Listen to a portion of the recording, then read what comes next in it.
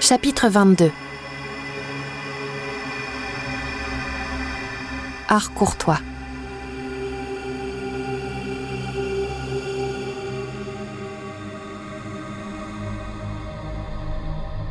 Un songe cotonneux. Voilà ce que m'inspire cette journée du 28 octobre, à la fois tant attendue et tant redoutée, celle de l'épreuve d'Harcourtois. Depuis mon arrivée à la grande écurie, c'est la première fois qu'aucune leçon n'est dispensée. Aujourd'hui, et jusqu'à la fin du mois, elles sont suspendues, pour laisser aux pensionnaires le temps de se préparer à la compétition de chaque soir. Certaines en profitent pour faire la grasse matinée afin d'apparaître les plus fraîches possibles au souper. D'autres, au contraire, se sont levées à l'aube, pour réviser une dernière fois leurs cours de bonne manière. Des salles de classe désertées aux salles d'eau fumantes, il règne un calme oppressant. Derrière les fenêtres, le ciel chargé de nuages gris pèse comme une chape de plomb, un couvercle hermétique étouffant tous les sons. Dans ce silence, mes oreilles bourdonnent encore de la gigue de la veille. Mes membres courbatus me font mal d'avoir trop dansé. L'une des boules à la morphine offerte par Poppy me soulagerait peut-être, mais il n'est pas question que je cède à la tentation.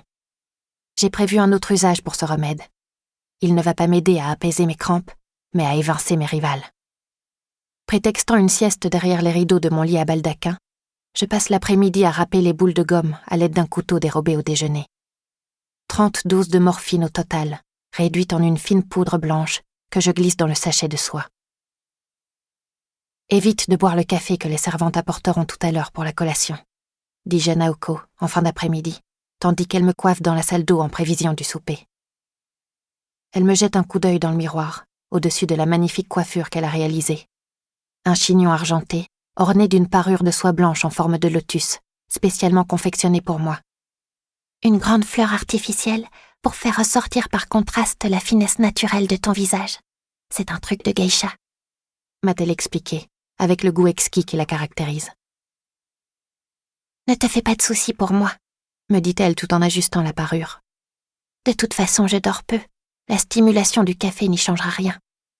Et quand bien même je ne fermerai pas l'œil de la nuit, ce n'est pas bien grave.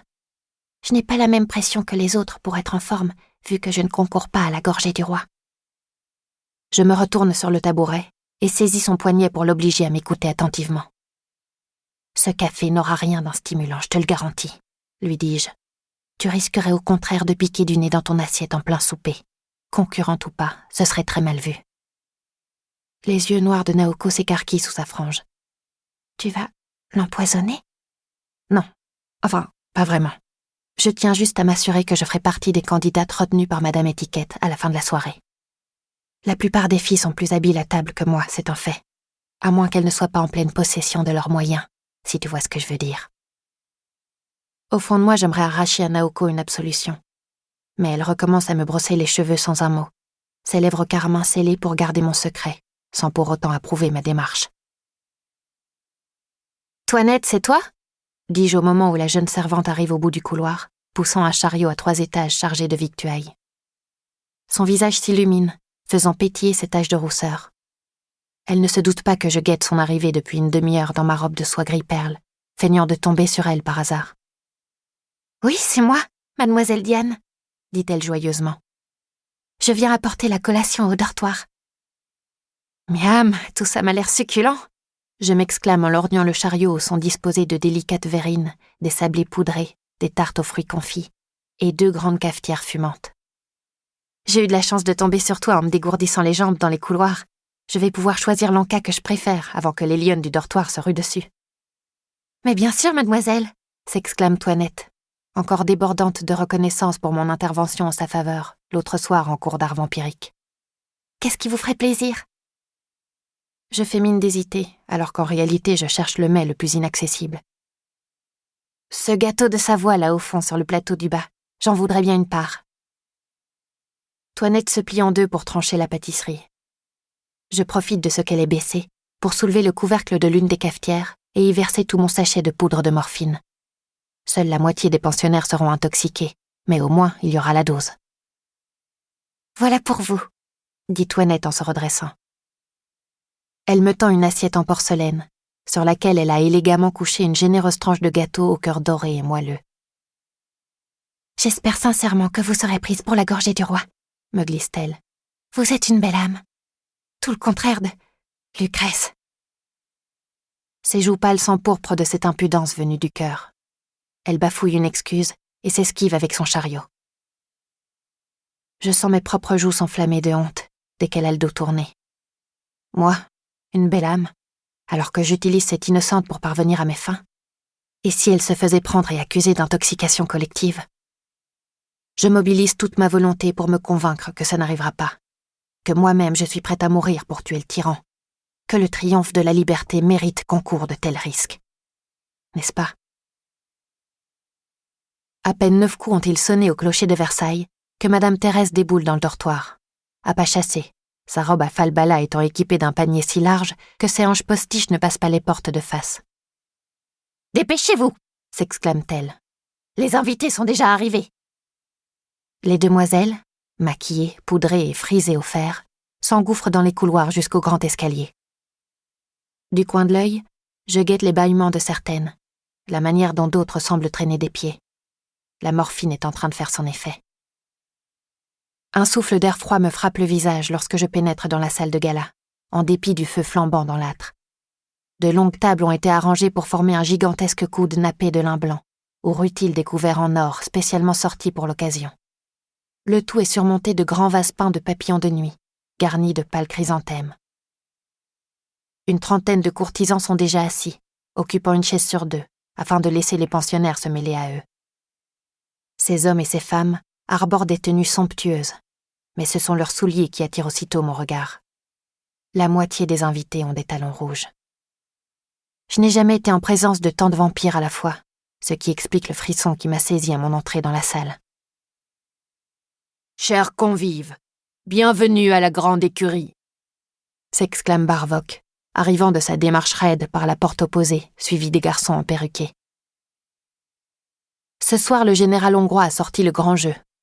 Son juste au corps brodé est surchargé de médailles militaires cliquetantes, lestant un peu plus cet homme qui semble constitué de métal davantage que de chair. Il force sur ses articulations mécaniques, les obligeant à ployer dans un grincement strident pour s'incliner devant une dame de haute stature. Cette dernière trône au centre du coude, là où les deux longues tablées se rejoignent. « Mes hommages, Madame de Villeforge », dit-il obséquieusement. Telle est donc la redoutable Madame Étiquette, la maîtresse des usages de la cour. Blême dans sa robe blanche doublée de fourrure pâle, elle m'évoque une lune au visage impénétrable, vers lequel sont tournés ceux des courtisans. En l'absence du roi des ténèbres, c'est autour d'elle que gravite la cour ce soir. « Mesdemoiselles et messieurs, à vos positions !» tonne le général. Madame Thérèse et lui restent debout au fond de la salle, pour surveiller les opérations de ce souper qui a été préparé des semaines durant comme un plan de bataille. Les pensionnaires se mettent en quête de leur place, des sourires courtois vissés sur le visage, mais le trac fait trembler leurs prunelles. Hélénaïs passe devant moi sans m'accorder un regard, son beau visage tellement enduit de céruse qu'elle semble plus morte que vive. Sans doute est-ce là son intention, ressembler le plus possible à une vampire pour se fondre parmi eux. Poppy, au contraire, a compensé la pâleur maladive de sa peau par un surplus de fard à joues. Pour la première fois, elle a entièrement domestiqué son extravagante crinière brune, emprisonnant chaque mèche rebelle dans un incroyable écheveau de tresse qui a dû lui prendre la journée à confectionner. Mes yeux croisent furtivement ceux de Tristan, à l'autre bout de la salle. C'est la première fois que je le vois en perruque. Il arbore un modèle de la même couleur que ses cheveux, juste un peu plus long, un peu plus doré, un peu plus bouclé. Symbole de cette cour où l'artificiel doit toujours supplanter le naturel. Nous ne pouvons échanger aucune parole, bien sûr, mais son sourire m'apaise, comme s'il me murmurait silencieusement « Tout va bien se passer ». « Diane ?» fait une voix atrocement familière tout près de moi. « Je crois bien que nous allons souper ensemble. » Je baisse les yeux sur une somptueuse chevelure rousse que je reconnaîtrai entre toutes, celle d'Alexandre de Mortange. Il est assis là, dans un juste-au-corps de velours bleu assorti à ses iris, à côté d'une assiette surmontée d'un carton à mon nom. Le roi a dû demander à Madame Étiquette de nous placer côte à côte, dit-il gravement. C'est mon premier souper courtois depuis que j'ai été privé des honneurs de la cour, à la suite de notre rencontre au jardin. Sa Majesté veut nous mettre à l'épreuve de résister aux pulsions qui nous attirent l'un vers l'autre. Une boule de colère se forme dans ma gorge. La seule pulsion que je ressens pour Alexandre, c'est une envie de meurtre. Mais comment pourrait-il s'en douter, après ma déclaration d'amour transie dans les jardins royaux? Je m'efforcerai de faire bonne figure. Je parviens à articuler en m'asseyant. J'oblige mes lèvres à s'étirer en un sourire hypocrite, mes paupières à papillonner ingénument. Je me retiendrai de te sauter au cou pour t'embrasser entre la poire et le fromage. En retour, je retiendrai ta voisine de te sauter à la gorge pour te saigner, répond-il, le plus sérieusement du monde. Je prends soudain conscience de la courtisane placée à ma gauche. J'ai un mouvement de recul instinctif en reconnaissant ce macaron de tresse brune piqué de perles laiteuses. La dernière fois que je les ai vus luire, c'était dans le labyrinthe de verdure, en pleine chasse galante. N'écoutez pas les élucubrations du vicomte de Mortange, susurrait Edmé, car c'est bien elle. Nous sommes tous réconciliés désormais, puisque telle est la volonté du roi. N'est-ce pas? Au grincement de sa voix, à son sourire crispé, je devine sa frustration et même sa rage. Tout comme Alexandre, le roi l'a fait asseoir à mes côtés, tel un pion sur un damier. Je commence à comprendre le jeu machiavélique qu'il joue, déplaçant ennemis et amants au mépris de leurs sentiments, pour montrer que la seule chose qui compte, comme l'a dit Edmé, c'est sa volonté toute puissante. Là-bas, depuis son siège central, je vois que Madame Étiquette nous surveille du coin de l'œil. Le menu semble des plus appétissants. Ne trouvez-vous pas très cher? Me dit Edmé, en me tendant une belle page imprimée sur papier de Venise, enluminée de dorure. Le menu est divisé en 2 colonnes. À gauche, les mets mortels, destinés aux pensionnaires et aux courtisans non transmutés. À droite, les mets vampiriques, réservés aux seigneurs de la nuit. Je sens mon estomac se tordre à la lecture de cette 2e colonne, qui à elle seule résume toute l'horreur de la vampiria. Souper de la 28e nuit d'octobre de l'an des ténèbres 299. Épreuve d'art courtois pour la gorgée du roi. Mets mortels. Hors d'œuvre. Assiette de crustacés. Au homard bleu de la cour de Danemark, importé à Versailles depuis la mer du Nord. Vin d'accompagnement, gros ermitage blanc. Soupe. Velouté forestier, aux noisettes de la cour de Gênes, relevées à la truffe noire. Vin d'accompagnement, pomme-roll rouge. Rôt. Dinde des Amériques, accommodée à la sauce mexicaine telle qu'on la mange à la cour d'Espagne. Vin d'accompagnement, Châteauneuf-du-Pape Rouge, grand millésime de l'an 277. Entremets. Gelée à la menthe, préparé à la mode de la cour d'Angleterre. Vin d'accompagnement, vin de champagne de la baie Dom Pérignon. Fromage. Assortiment de nos régions. Tour du royaume de France en 10 fromages. Vin d'accompagnement, Porto âgé. Dessert. Tarte sachère. Délice au chocolat à la mode de la cour d'Autriche. Vin d'accompagnement, vin de muscat. Mets vampirique. Premier sang. Sang rosé de Versailles. Cuvée de primeur, fraîchement prélevée sur des jeunes femmes de la région. Description. Robe diaphane, arômes floraux, bouche fraîche et désaltérante. Deuxième sang. Cuvée sylvestre. Cuvée prélevée sur des bûcherons de la forêt noire élevés au grand air. Description. Robe rubis, arômes résineux, bouche charpentée. Troisième sang. Grand cru hémophile. Grand cru classé. Cet assemblage subtil combine les sangs d'hémophiles de toute la vampiria. Description. Robe grenat, bouche onctueuse et souple, due à l'absence de coagulation. Entre-sang. Jus d'orange sanguine. Cultivé dans l'orangerie de Versailles et arrosé du sang des proies des chasses galantes. Quatrième sang. Sang madérisé du Portugal. Sang de veuves de pêcheurs, mêlé de leurs larmes, et vieilli en fût de bateaux naufragés. Description. Robe de deuil sombre, arôme caressant, légère amertume.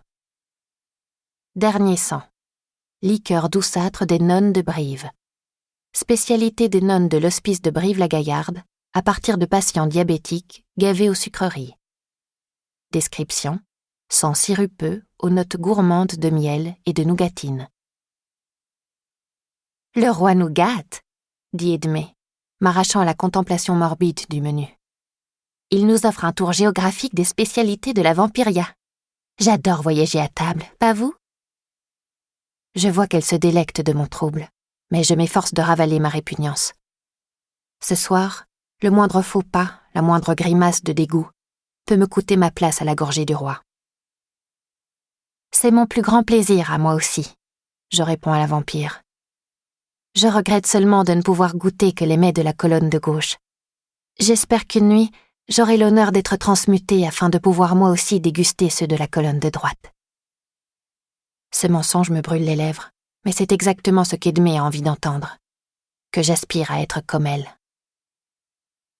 Elle renverse la tête et émet ce rire cristallin qui hante mes cauchemars depuis l'épisode de la chasse galante. Un peu de patience, très chère. Le numerus clausus est des plus stricts. Avant de songer à être transmuté, il faut déjà que vous remportiez la gorgée du roi. Et vous êtes loin d'être la seule en lice. Je suis certain que Diane a toutes ses chances, intervient Alexandre. Il me couvre d'un sourire protecteur, tel un chevalier servant volant au secours d'une demoiselle en détresse. À vomir. Elle est épatante. C'est de loin la plus belle, la plus intelligente, la plus gracieuse de la promotion. Et la plus appétissante aussi, n'est-ce pas ? Complète Edmé, d'une voix acide. Le sourire d'Alexandre s'évanouit d'un seul coup. Je ne vous permets pas, balbutie-t-il. Lui avez-vous raconté ce qui est arrivé à cette écuyère il y a 20 ans ? Celle que vous avez séduite et saignée ? Comment s'appelait-elle déjà ? Agatha ? Agnella ? Les pupilles d'Alexandre se rétractent d'un seul coup. Ses canines s'allongent, sa bouche élégante se transforme en affreuse grimace. Un feulement monte de sa gorge. Il a juste le temps de plaquer une serviette brodée sur ses lèvres pour étouffer cette manifestation de rage incontrôlée, qui, je le devine, relève des pires manières possibles pour un vampire de la cour. Les paroles du roi il y a 2 mois dans le labyrinthe me reviennent en tête. Il avait accusé Alexandre de n'avoir rien retenu des leçons du passé et d'avoir encore joué les Don Juan sans penser aux conséquences. Ainsi voilà la raison pour laquelle le vicomte au visage d'ange a été exilé il y a 20 ans. Je pensais que c'était cette histoire d'incendie de l'opéra dont il parlait en fanfaronnant.